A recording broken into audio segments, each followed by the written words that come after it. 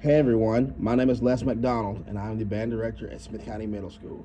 Today I'm going to talk about the tech implementation project that I use for our course, CUED 7801, and I'm going to talk about how it has revealed a lot of flaws in my band program here.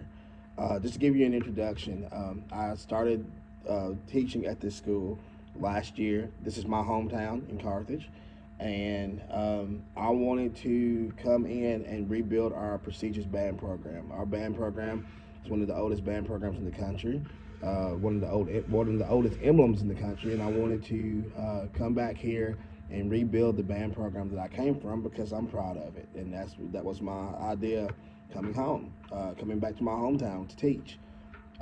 As I came back here, I realized that from our first concert that we had all the way up to from fall, August, from August all the way to December, I noticed that our kids really did not have a fundamental knowledge of music whatsoever.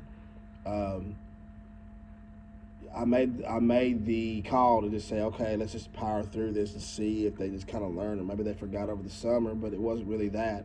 A lot of the kids revealed to me over the semester of fall that they did not really know how to read music because the last band director they had did not teach them how to read music at all.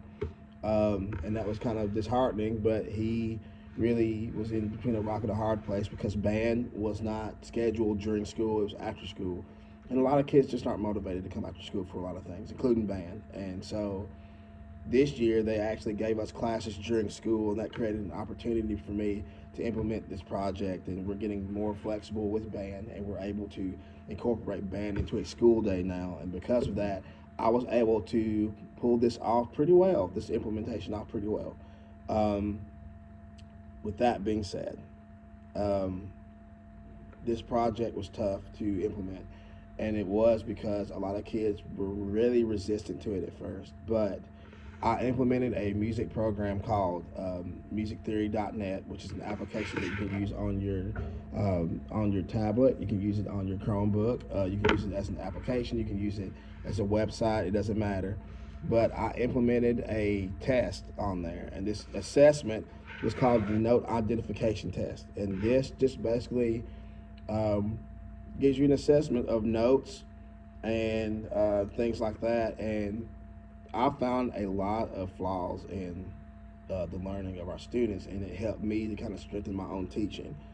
I was resistant to it as well because I'm not old school with music, but I'm not new school either. I'm kind of in between, where I think the old-fashioned way to learn is just to read through the book and get through it and take lessons and things like that. But these kids are different these days.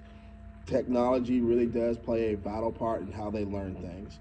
Um, with that being said, around January the 6th, I realized that a lot of kids gave me some feedback. I asked them to give me some feedback on Google Classroom about their experience with the first band concert we had in winter. And the first thing they said was, I still have trouble with notes. I still have trouble with rhythms.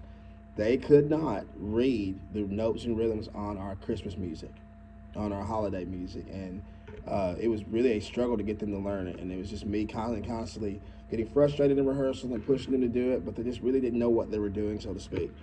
When January came, I felt like I had to find a way to get them to learn from the beginning of things and try to see where they were at.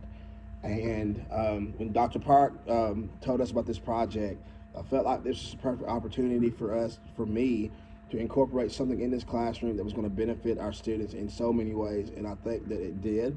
But I also think it helped them see where their errors are, where their mistakes have been made.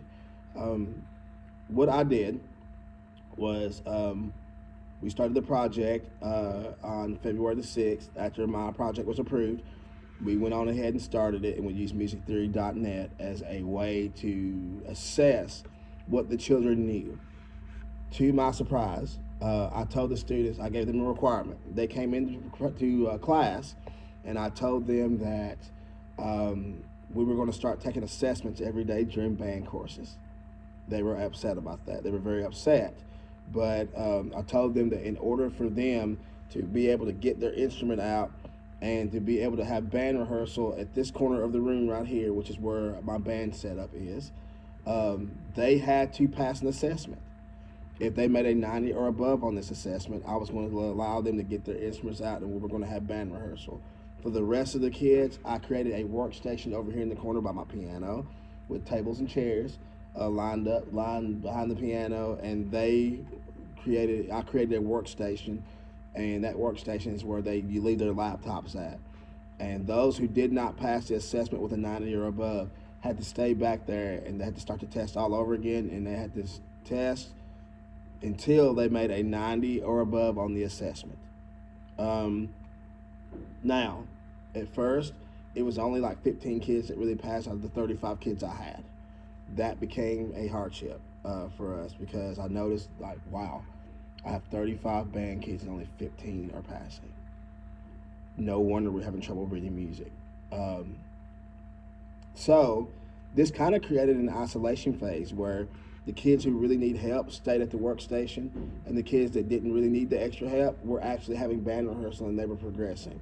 That caused a lot of the kids who were not progressing at the rate that they were to kind of get upset and say, wait a minute, I want to actually play. And my response was, you can play on your instrument when you pass this assessment. A lot of them resisted that.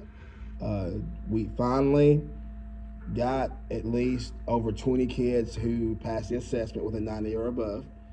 Every day, I think I had maybe just 2 or 3 people, maybe 4 people each day. It declined. But I would have like maybe 6 people who didn't really pass the assessment right off the bat. That was because a lot of them are in RTI and things like that interrupt class time. But they eventually started kind of passing with a 90 or above. Okay? The scores were in the 90s. And then when I say 90s, I mean low 90s, maybe 91, 92.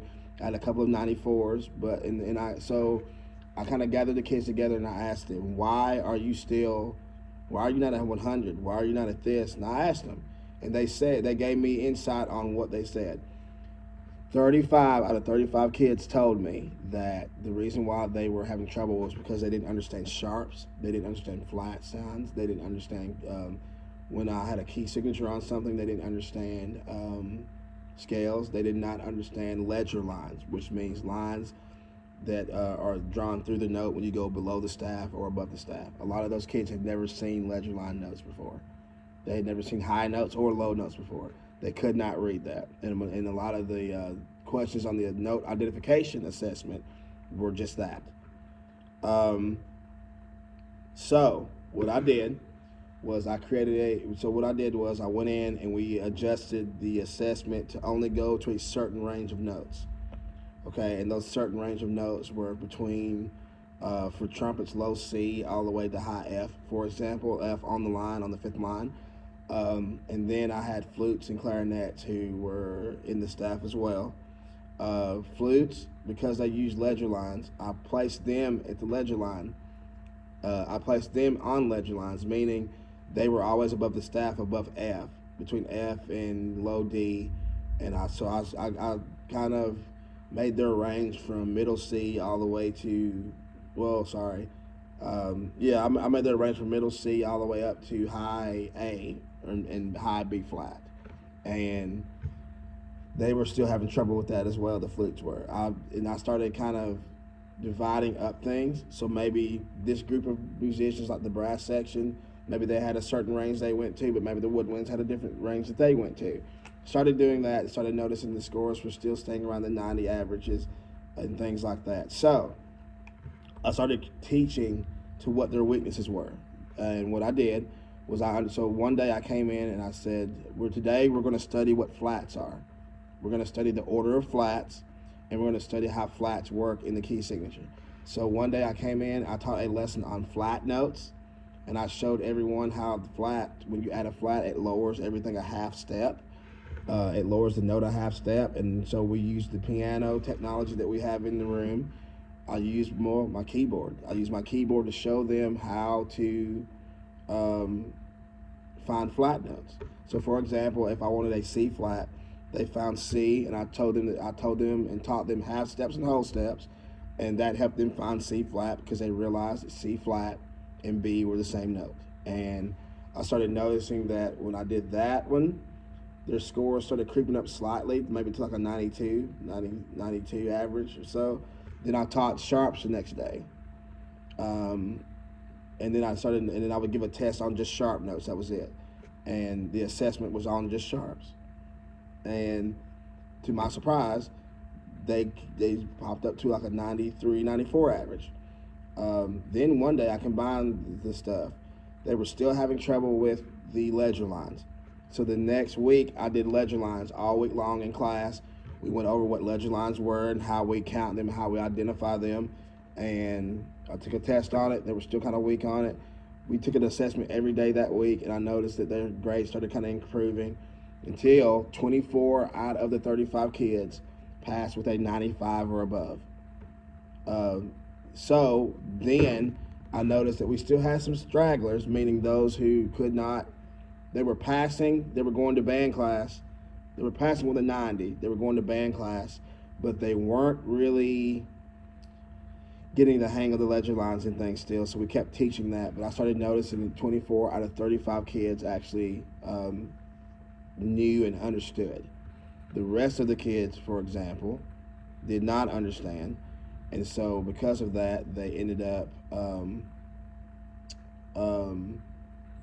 getting frustrated with it. Really, they got really frustrated with it. I tried my hardest to keep motivating those kids to do it, and some of them actually ended up quitting band, to be honest. Like 2 or 3 of them quit. The rest of them said, no, I'm going to stick it out, or I'm going to keep doing these tests.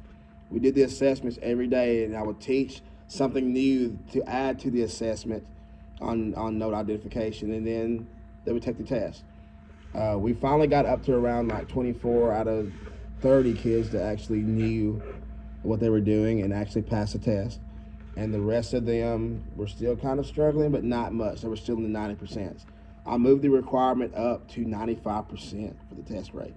I said, in order to go and play in band, you have to score 95 on this test. And to my surprise, a lot of them ended up scoring a 95 or more on the test. And then the rest of the people that didn't, they stayed at the computer desk for a while. I kept going with it, and it kind of stayed the same a little bit. 26, maybe it was like 26 people now knew how to read notes and rhythms and things like that. As time went on, around like the end of March, before our spring break, I started teaching about key signatures, the order of flats and sharps. I started teaching about scales and how scales work, and then to my surprise, all the students started realizing and started identifying scales. They actually knew the musical alphabet. We did a lesson on the musical alphabet during that period, and they understood that. They started labeling their scales based on their knowledge of sharps and flats and key signatures and things like that. However, I noticed that they started knowing their notes, and now they knew how to identify their notes. They understood completely how to identify what an A was, or what a C was, or what a D was. They knew that.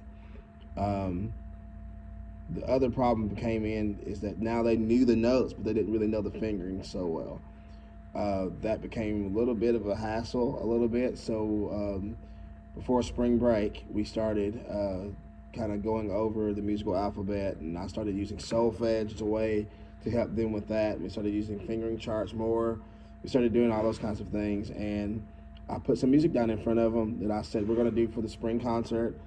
They have been getting better about this music, and they're starting to relate what they've learned on these from my lessons. They've learned from the assessments as well, and they found out what their weaknesses were. I came to the conclusion that this project is not finished yet. It's inconclusive, meaning that I don't know the results of this project until I have my last concert. I can tell you that a lot of kids have come up to me and told me, Mr. McDonald, your lessons and these assessments have helped me read notes better. I now know what sharp notes mean. I now know what flat notes are.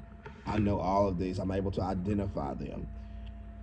It came to me that I'm going to be able to do this next year with my 5th grade classes coming in as well. And I'm going to use these assessments every day next year, starting on the first day of school, because they're needed. But we're going to add more assessments to that. So from here on out, starting next year, every time I use musictheory.net, it will be for that particular subject. Meaning, if I do a lesson on key signatures, we're going to do a key signature assessment test. If I do a one on scales, we're going to do a scale assessment. If I do a lesson on chords, we're going to do a chord assessment, so that I understand that they know exactly what they're doing. I stopped the assessments on March 24th because my 6 weeks time was up, and I noticed that without the assessments and without the lessons, they started kind of falling back into their old habits. So I started those back a week ago before TCAP started. We're in the middle of TCAPs right now. At our last rehearsal, they took an assessment again. They retained all the note identification assessments. They retained them. They still knew them. And actually, some actually creeped their scores up to a 96. So we're getting there.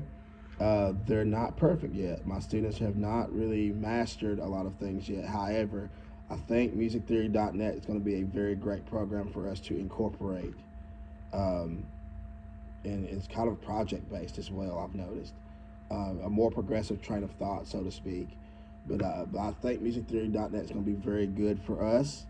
And I think that it's going to be very good for future generations that are going to come up in this band program, because I've actually been able to create a band camp this summer for brand new kids, for brand new students coming in. They're going to spend a week learning music theory with me, aside from playing their instrument. And I think that's going to make all the difference in the world next year, because they're going to have a basic fundamental foundation.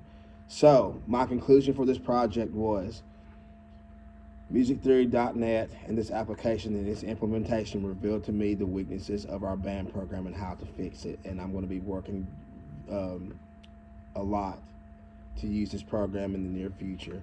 And this program led me to a program called Tanara, which is a program designed to help kids practice at home and help me be their private teacher while they're at home, so I can monitor how they practice, have recordings of what they're practicing, and it's a more interactive way to assess them, so to speak. So I want to take this time to thank Dr. Park for this project, because it has revealed a lot of flaws in my own teaching as well.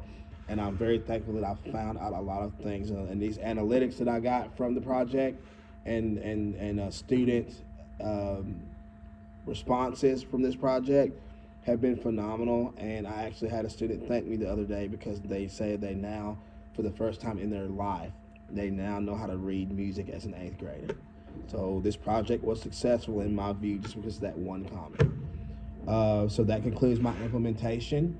I know this project is over, but I'm gonna keep going with this, and I want to create another video in another year from now, and I want to show you how this implementation is going to work for the future band kids that are coming into this band program. That concludes my video, and thank you for your time, everyone. Take care.